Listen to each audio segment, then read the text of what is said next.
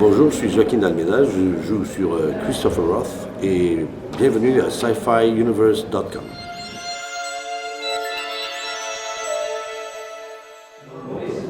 Bonjour Joaquin. Bonjour.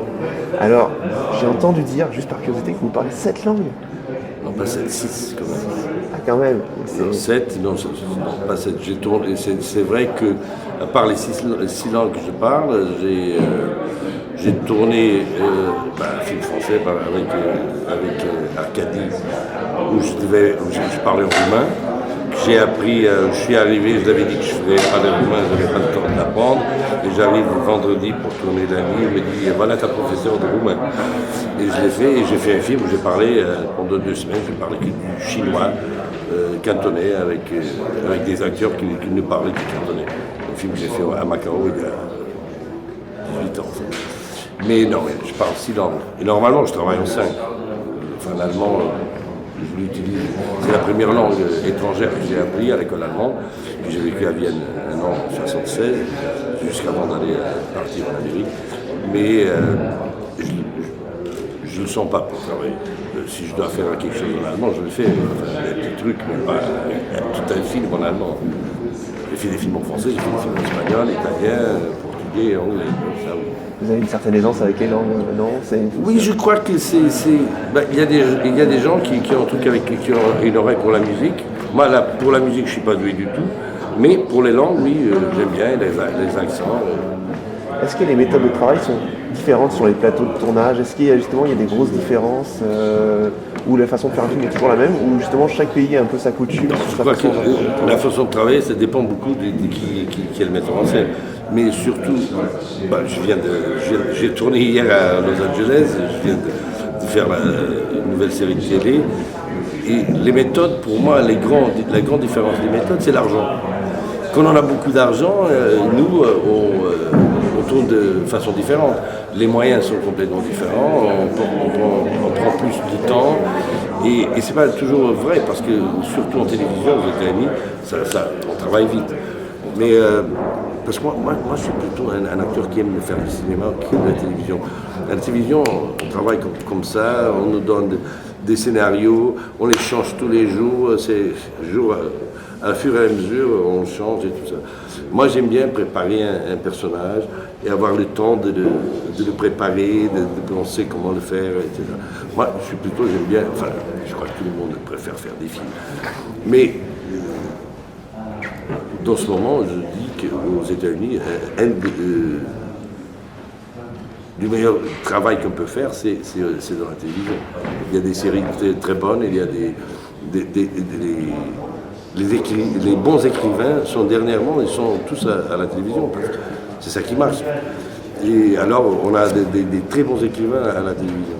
Je trouve justement que ce qui est marrant, parce que je peux faire aussi le cinéma, directement, je trouve que les scénarios sont meilleurs en ce moment à la télévision qu'au cinéma. Non, parce que tous les gros scénaristes sont en train de travailler en télévision, parce que c'est là que l'argent est. Alors, d'un coup, mais ça fait quelques années, il y a à peu près, moi je dirais des dernières 5 années, la télévision est devenue, aux États-Unis, est devenue vraiment, on a des séries incroyables. Et surtout aussi parce que la télévision, le câble a changé. HBO, Showtime, Stars, tout ça a changé la télévision. Alors, c'est déjà une genre de télévision qui, comme elle n'est pas nationale, il faut payer. On peut parler comme on veut, on peut faire des trucs différemment. Il n'y a pas tous les trucs, on peut que dire merde 2 fois, on peut que dire... Non, mais vous voyez, mais c'est ça. Aux États-Unis, c'est fait de la télévision nationale, on peut même pas... si c'est NBC, ABC et tout ça, on peut même pas dire merde. Alors voilà, il faut tout mesurer, et puis, parce que c'est pour une audience large. Moi, je trouve qu'HBO, par exemple, ce sont des productions de télévision très bien faites. Vous avez aussi, pour travailler justement sur Christopher Roth, qui a une production plutôt modeste, et puis à côté, par exemple, Danger Média, qui est pour le coup la grosse machine. Ben oui, voilà. Mais je trouve que Christopher Roth, quand on voit le film, on dit pas que c'est une production modeste. Ah, pas du tout, justement. C'est oui, étonnant. En plus, on l'a tourné en HD, HD. La nouvelle caméra 4000, et je trouve que que Maxime fait un travail excellent avec le. Il sait vraiment, il maîtrise très bien le HD. Et je me rappelle la première fois que j'ai travaillé en HD il y a quelques années, la qualité était pas du tout ça. La première fois que j'ai travaillé avec cette caméra, c'était avec Soderbergh dans le film Che. Et déjà, j'étais étonné avec la qualité. Mais là, je trouve qu'il fait vraiment une photo superbe. Alors justement, on va en venir à Christopher Ross. Qu'est-ce qui a été le déclic? Parce que les films d'horreur, entre nous, c'est pas du tout votre truc. Apparemment, vous avez très peu joué dans les films d'horreur. Qu'est-ce qui a été le déclic avec Christopher Ross? Oui, moi, c'est exactement ça. C'est que c'était pas un film d'horreur. C'est un film complètement différent. C'était une façon artistique. Moi, déjà, j'aimais parce qu'il me semblait une histoire qui pourrait se passer. C'est pas les vampires, c'est pas tout. C'est une histoire d'un écrivain qui en a marre d'écrire des crime thrillers, comment est-ce qu'on dit, des livres d'horreur en fait. D'horreur et qui veut s'en sortir et il va en Italie et avec sa femme pour écrire quelque chose d'autre et il tombe dans une histoire exactement des histoires qui normalement il écrit. Et il devient victime de ces histoires avec une famille où le patriarche est un grand fan de son travail. Alors, c'est ça qui m'a... Ce truc de l'histoire, j'ai dit, d'accord, c'est horreur, mais on peut croire que ça peut se passer. Parce que tous dans l'histoire, ça peut être vrai, ça peut passer. C'est pas un film d'horreur genre, oh là là, un film d'horreur à la... Enfin, c'est un film dur, de temps en temps, c'est bien fait, mais je sais pas, pour moi c'était... Et aussi, je connais Maxime, j'ai travaillé premièrement avec lui exactement dans un film d'Arcadie en Roumanie, où il faisait la caméra.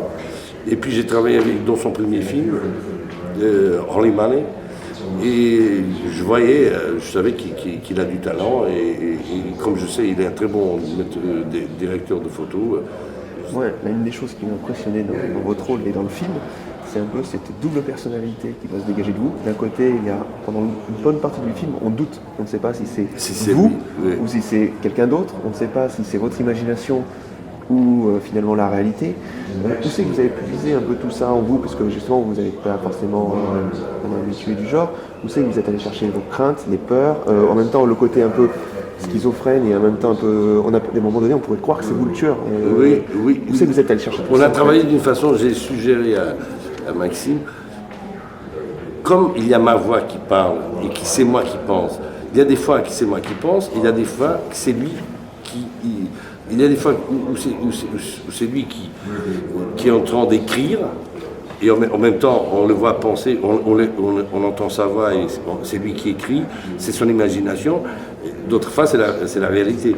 Et alors chaque fois que c'était lui qui écrivait, moi j'avais lu les trucs, on comptait, et pour que mes yeux pour que l'expression pouvait suivre ce que j'étais en train de... Alors c'était un peu difficile quelquefois parce que alors normalement ce que je faisais, j'essayais de lire le truc et voir moi-même qu'est-ce que j'allais faire pour que ça coïncidait après avec ce qu'on entendait. Et puis ce que j'aime d'abord c'est ça, et je l'ai montré le film à mon fils qui a 17 ans, et il y a un moment il m'a dit « Ah ben c'est toi le tueur !» Et je dis, quoi? Fais attention.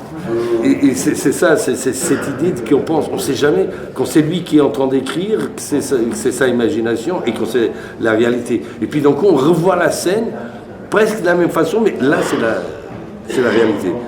Alors qu'il avait déjà un peu prévu, non? C'est cette dualité que j'aime bien. Et c'est... Et ben voilà, une des raisons aussi, parce que j'ai voulu faire le film, j'ai beaucoup aimé le scénario. D'abord, un acteur décide de faire un film indépendant du scénario. Alors qu'on en a un bon scénario pour travailler, voilà, c'est déjà quelque chose de donné. Il y a quand même des scènes qui sont assez dures, dont une où vous êtes pendu en l'air, la tête en bas. Ah là, mais là, Là, je l'ai tourné comme ça. Hein. J'étais avec la tête en bas. C'était pas très agréable. Je dois le dire, avec plein de sang, tourner avec la tête en bas. On faisait jamais plus que 5 minutes parce qu'après c'est difficile. C'est physiquement très très dur. Mais ce film, c'est pas quand même, il n'y a pas trop d'effets spéciaux. Enfin, on les a au niveau du sang et tout ça.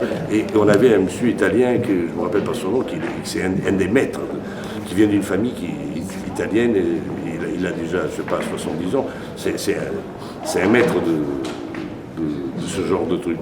Et là, je dois dire qu'en voyant comme il faisait le travail, et en le voyant quand on tournait, ça nous aidait à créer toute cette peur. D'abord, pour moi, c'est pas difficile. On s'imagine qu'on voit sa femme dans les conditions. Je ne veux pas décrire comment c'est le film, mais si on se trouve dans une situation pareille, je crois que tout le monde serait horrorisé. Non, c'est facile de s'imaginer. Globalement, donc le tournage, vous en gardez un bon souvenir? Ah oui, non, je garde non, le tournage, non, pas de problème du tout. Je dois dire qu'en Italie, on a eu des problèmes avec l'équipe qui ne voulait pas. Nous, on n'avait pas tellement d'argent. C'est dur de faire ces gens travailler plus que tant Mais finalement, on a fini le film en Roumanie. Et l'équipe roumaine était fantastique, on a travaillé vraiment, parce qu'on devait finir, on savait qu'on avait un problème d'argent, et on a fait des efforts, on a très bien travaillé. Moi, je dois remercier beaucoup l'équipe roumaine, parce que sans eux, on n'aurait jamais fini le film, parce qu'on avait des horaires précis qu'on devait finir. Et si on ne finissait pas un truc, on n'aurait jamais le faire. Alors, non, mais moi, je trouve qu'il y a surtout au milieu du film, on a senti qu'on aimait beaucoup ce qu'on faisait, parce qu'on a commencé avec toute la partie finale du film. On a commencé avec la partie dure du film. Que d'abord, c'est bien, parce qu'après qu'on a fait toute la partie dure, c'était plus facile de faire le reste. Mais on a commencé avec tout le sang, la tête en bas, tous ces trucs, toute la grotte, c'est ça qu'on a commencé. On a commencé pour tourner la fin du film. Après, on était content de faire des scènes qui étaient plutôt normales, sans sang, sans truc, sans l'eau, les conditions étaient quand même un peu dures. Oui. Ouais.